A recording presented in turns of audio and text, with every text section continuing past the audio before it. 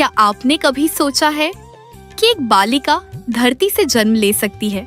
न कोई माँ, न कोई जन्मदाता, फिर भी वह बनती है पूरे संसार की जननी। यह कहानी है माता सीता के दिव्य प्राकट्य की, जो केवल जन्म नहीं, एक चमत्कार था।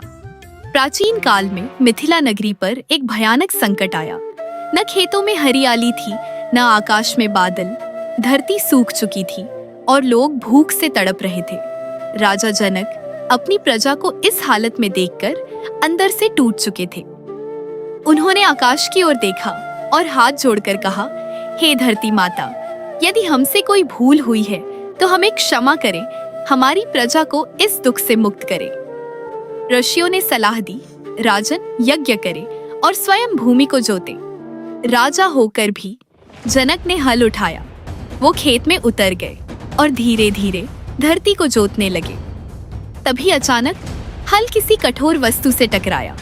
राजा जनक रुक गए और ध्यान से उस स्थान को देखने लगे। धरती धीरे धीरे फटने लगी और उस मिट्टी से एक दिव्य प्रकाश निकलने लगा। वह प्रकाश और तेज होता गया और फिर उस प्रकाश के बीच एक सुंदर बालिका प्रकट हुई। उसके चेहरे पर अद्भुत तेज था, जैसे स्वयं देवी धरती पर अवतरित हुई हो।